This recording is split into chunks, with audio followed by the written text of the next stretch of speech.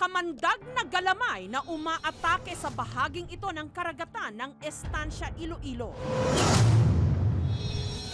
At ito ang pinakahuling biktima, ang 17 anyos na si Tyrone.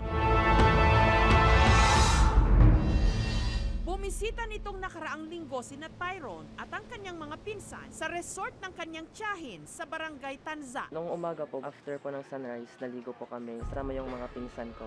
After 20 minutes po, yung pinsan ko tumatalon-talon sa likuran ko na naliligo. May nakita ako na mukhang kristal, plastic, mabisa sa akin, dumikit sa paa ko. Pagkatapos nakurinti ako.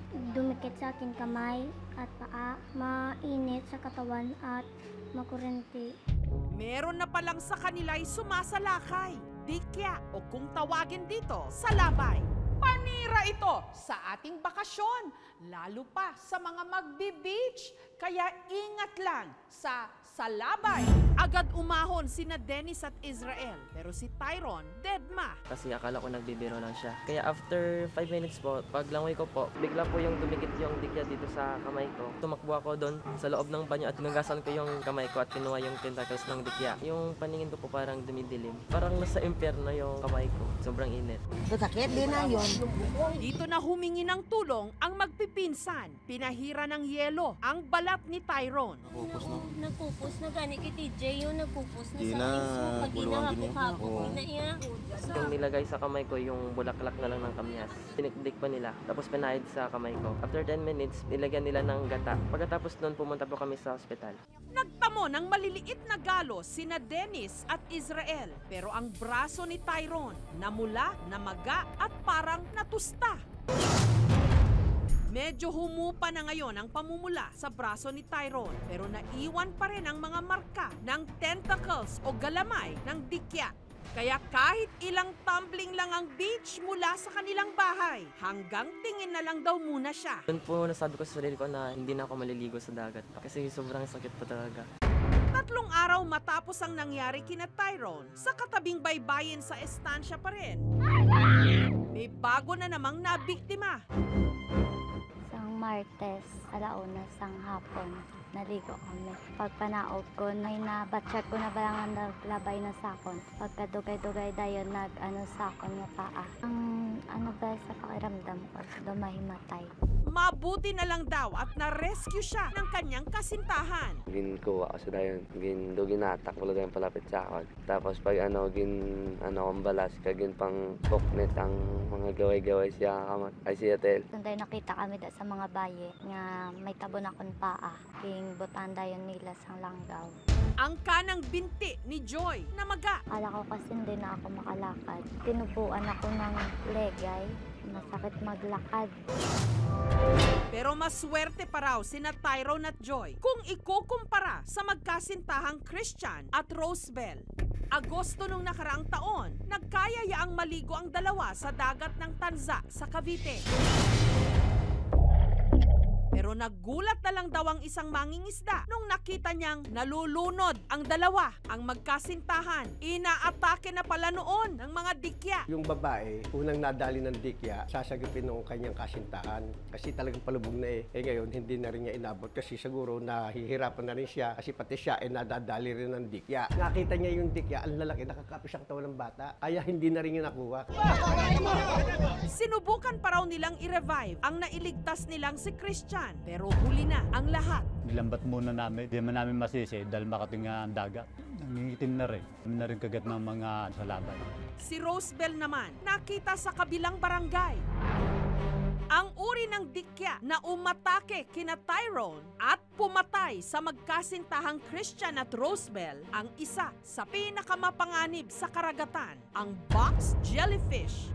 Ang venom o kamandag nito may toxins na umaatake sa puso at skin cells. Pag nadikitan ka ng box jellyfish sa sensitive part ng iyong katawan, katulad ng pusod o sa ibabaw na parte ng iyong katawan, within 5 to 20 minutes, pwede kang mamatay or maging malala yung sitwasyon pag hindi agad naagapan ng first aid. Ang tentacles ng dikya o jellyfish ang nagsisilbi nilang pangdepensa sa mga predator at panghuli ng kanilang pagkain. Ang mga dikya, dumarami raw talaga tuwing tag-init. Pero ang isa raw sa mga dahilan kung bakit mas madalas na silang makita sa dalampasigan, global warming at overfishing. Ang pagdami ng jellyfish ay may connection din sa climate change. Napakatindi ng init ng araw. Mas prefer nilang mag-bloom sa ganitong season. Indicator din siya sa overfishing kasi wala na yung mga malalaking isda na kumakain sa kanila. Binalikan ng aming team ang resort sa Iloilo kung saan nadikya sina Tyrone. Ilang minuto lang ang lumipas, lumapit ang lalaking ito na may hawak na box jellyfish. Nakita ko siya tapos kinuha ko. Pagkuha ko na salapay ng kamay ko, pati at saka mapdi. Sa Pampang, kung saan naliligo ang ilang mga bisita, may makikitang maliliit ding box jellyfish. Naabutan ng aming team ang estudyanteng ito na hinihinalang na-sting din ng salabay. Pumunta kami sa gilid ng dagat. Bigla lang sabi ng isang kaklase ko may dikya daw. Mainit tapos Makati. Nag-ikot din ang aming team malapit sa Pampang at ilang metro lang ito ang tumambad sa kanila. Isang box jellyfish na kasing laki ng tabo at ang makamandag nitong mga galamay aabot sa 1 hanggang 2 talampakan ng haba. Halos hindi ito makita sa tubig kaya maraming nabibiktima. Adult size na yan. Huwag na tayong mag-risk na maligo o lumangoy pa. Kailangan mong sumuot ng protective gear, long sleeve na rash guard. Depensa naman ang may-ari ng resort. Sinasabihan naman daw nila ang mga bisita tungkol sa mga salabay. Pero para maiwasang madagdagan pa ang mga nabibiktima, maglalagay na raw sila ng lambat malapit sa Pampang. Pa-enclose na lang namin ng net. Pero i-consider din namin yung mga fishing boats na dumadaong. Merong silang space ng maliligo, merong ding space yung mangingisda. Pero ano nga ba ang first aid o dapat gawin kung sakaling masting ng dikya? Pinakamadali pong gawin is yung paglagay ng suka. Yung suka daw po ay nag-i-inhibit or pinapahinto niya yung toxins ng jellyfish. Kung wala po, we can wash yung tentacles ng salt water po. Hindi po ginagamit ang fresh water. Kasi ang fresh water, pwede po lalo niyang palakasin yung toxins ng tentacles. Hindi raw totoo na epektibong pangontra ang ihi. Mas magbibigay pa siya ng damage dun sa tao. Yung alternative po natin na medications katulad ng sinasabi niyo po na yellow, temporarily matatanggal niya po yung pain. Yung sa kamyas po, hindi naman siya essential na ginagamit. Summer ang best time para mag-beach. Pero sa pagliliwaliw, kailangan pa ring maging alerto dahil ang dream vacation sa isang iglap pwedeng maging bangungot.